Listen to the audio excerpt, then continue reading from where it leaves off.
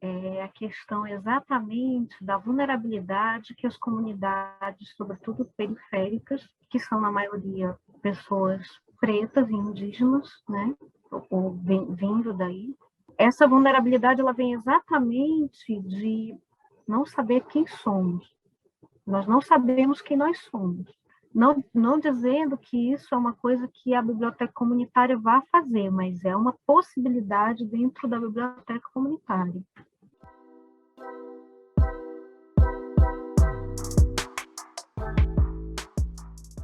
Eu sou DJ Profeta, eu sou DJ, né, do hip hop, está com mais ou menos 10 anos. Também sou produtor e também sou idealizador e também um dos coordenadores da Biblioteca da FIPOR.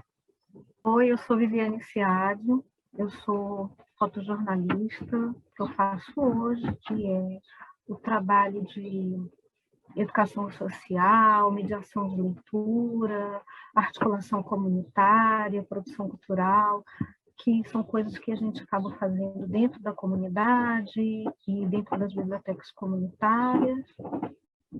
E é isso, eu sou autodidata em tudo que eu faço, sou apaixonada, entusiasmada e todas essas coisas aí.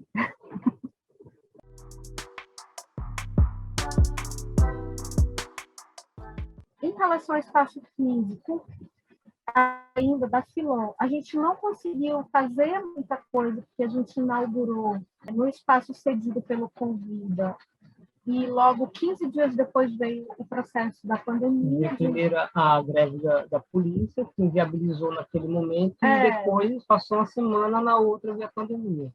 Então a gente encontrou essas dificuldades, porque, como ele falou, primeiro a Biblioteca da Filó existiu na garagem do irmão dele, né?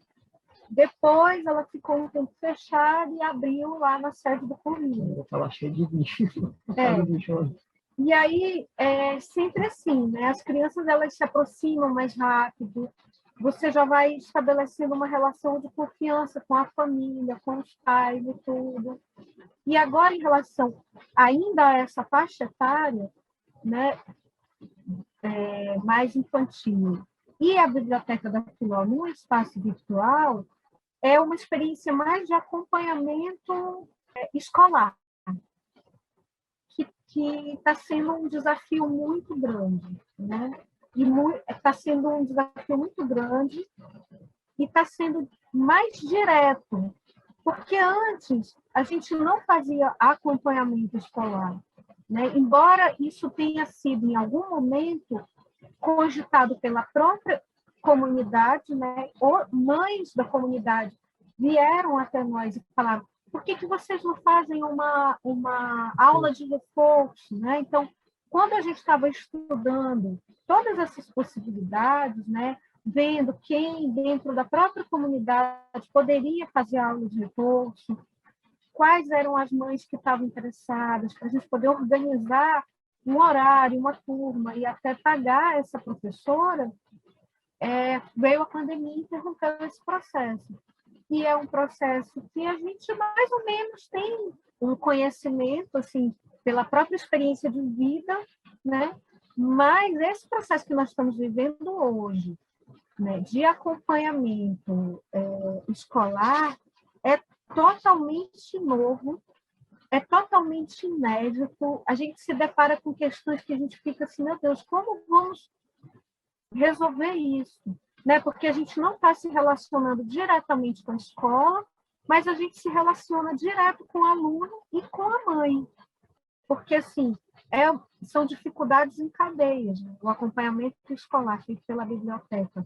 Nesse momento, de maneira virtual, é bem complicado, porque já é complicada a transmissão do conteúdo da escola, e eu estou falando de escolas públicas.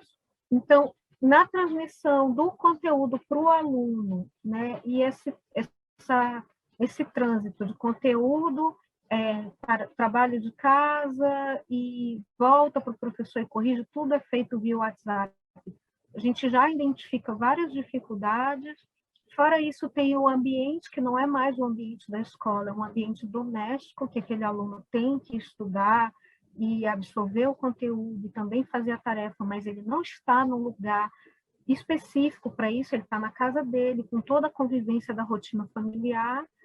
E aí tem a parte que a gente entra para tentar dar uma assessoria a esse aluno, e nós não temos um contato, ainda não temos, né? Não sei se a gente vai ter no futuro, mas a gente fala sobre isso.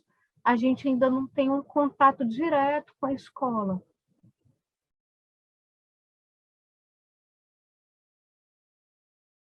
Eu acho que o impacto, porque a gente fala muito de acesso à informação hoje.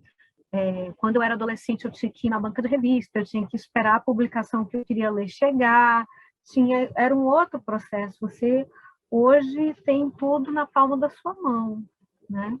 Então, é interessante como a facilidade desse acesso e como as pessoas parecem que estacionaram.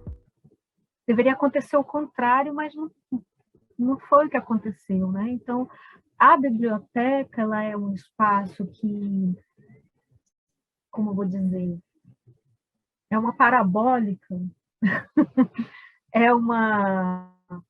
Não é uma, são várias, né? Porque você gera conhecimento, você não só traz um conteúdo, você traz vários conteúdos, você traz a convivência, você tem aquele momento para você refletir, o espaço proporciona esse momento, né? Então, aquela inquietude que você chega na biblioteca com aquela inquietude, e muitas vezes você pode encontrar coisas em relação à sua inquietude na literatura. A biblioteca também é um espaço do ócio para você refletir sobre essa inquietude, para você refletir sobre o que você está lendo, para você trocar uma ideia com quem está presente. Então, também tem um impacto muito grande na escola, né? Eu me lembro que os alunos chegavam aqui, as crianças da comunidade chegavam aqui e diziam assim: a professora falou que o meu trabalho estava ótimo, excelente, e eu tirei 10 na prova, e aí eu comentei com ela que eu estou estudando na biblioteca. E aí rola, como assim, uma biblioteca no seu bairro? Então a biblioteca é um assunto, o professor fica curioso, quer conhecer. Também acontecia, essas são as que eu acho mais interessantes, às vezes a gente tem rodas de conversa que eram, algumas eram já marcadas e pensadas, e outras eram ocasionais, assim, né, aleatórias. E aí, nessas rodas de conversa, geralmente a gente pega um livro, olha, tem esse livro aqui sobre esse assunto, e vai mostrando, e senta no chão e tudo. E aí, dias depois, aquela criança aparece na biblioteca dizendo assim: tinha aquele assunto que a gente estava falando na semana passada, foi a matéria que o professor deu aula hoje, e eu sabia tudo. Então, assim, isso é muito gratificante, é muito legal, porque você também oportuniza dentro da biblioteca, não só para a escola, mas para a vida, outras perspectivas, outros pontos de vista, outros autores, né? Você tem a oportunidade de apresentar opiniões diversas, teorias diversas sobre um mesmo assunto e deixar que aquela pessoa faça a sua escolha, né?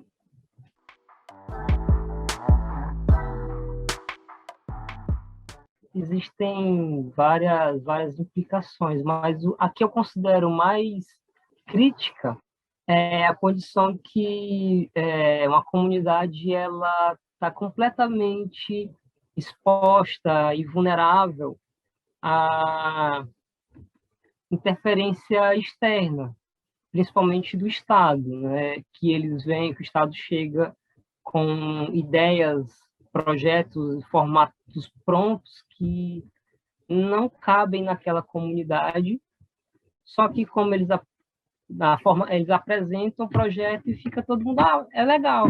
Só que aquela comunidade específica tem outras demandas, outras coisas que são mais interessantes para ela.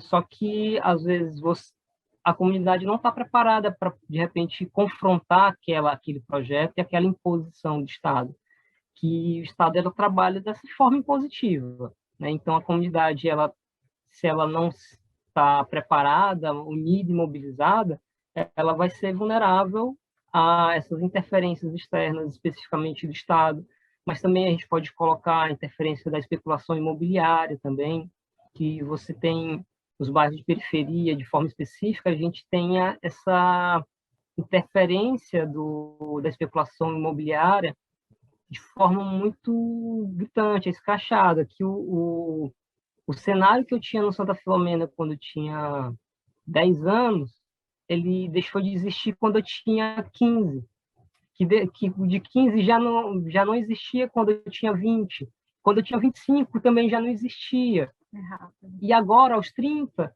também já não existe o que eu tinha quando eu tinha 25 anos. Então, esses processos que acontecem, eles são rápidos e por causa essa falta de mobilização, de clareza, a gente acaba não percebendo. Então, são vários impactos. E eu estou falando só desse impacto físico, né? Mas também tem a questão da saúde mental da comunidade. Que uma coisa que ocorre bastante é a preservação dos símbolos e da história, né? De pessoas representantes. Por exemplo, as crianças de 12 anos, 13 anos, a maioria delas nunca ouviram falar de Dona Penha, sabe nem quem foi Dona Penha. E ela é simplesmente a mulher que deu início ao Santa Filomena. Não é outra coisa, é a mulher que mais lutou pelo Santa Filomena desde quando eu me entendo por gente, era a Dona Penha. E a maioria das crianças que têm 12 anos de idade, elas não sabem dessas mulheres que lutaram pela criação e existência do seu espaço de viver, do seu espaço de existência. E é onde uma coisa que elas também não vão aprender na escola. Essa é uma das coisas que eu enxergo como um dos impactos da biblioteca também, né? Proporcionar esse conhecimento e também uma oportunidade de buscar a liberdade e a autonomia, né? Porque conhecimento é liberdade, né?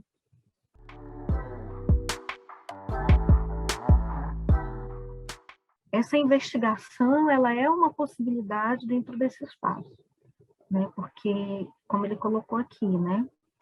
O espaço dentro do território de Santa Filomena, e em toda a periferia a gente sabe disso, ele vai mudando, a cada 5 anos não é mais o mesmo. Então, você está mexendo com memória, você está mexendo com significado, você está mexendo com essas coisas. E a gente não sabe de onde a gente veio, a gente não sabe a nossa história. A nossa história não é contada na escola, mas a nossa história pode ser investigada em outros lugares, fora da escola. Porque, infelizmente, não está na nossa grade curricular. Eu sempre digo, questione também os livros que você está lendo, né? Não vá, assim, acreditando em tudo, né, que alguém te diz ou que você lê. Tem vários pontos de vista, né? E a nossa história ela é contada só de um ponto de vista. Então, quando você não sabe quem você realmente está muito vulnerável, né? O que a gente vê, como ele falou, a minha experiência que eu vi dentro das comunidades é que o Estado ele não entra na comunidade para escutar as necessidades da comunidade, embora tenha sido aquela comunidade que colocou aquele gestor ali. Mas ele não entra na comunidade para escutar, ele entra para executar um projeto que foi feito dentro do gabinete com outras pessoas e com outros interesses, né?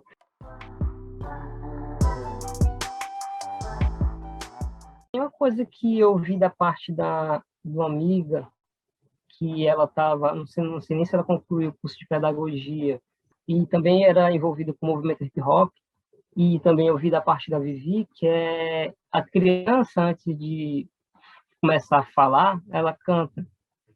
Antes dela começar a escrever, ela desenha. Antes dela começar a andar, ela dança.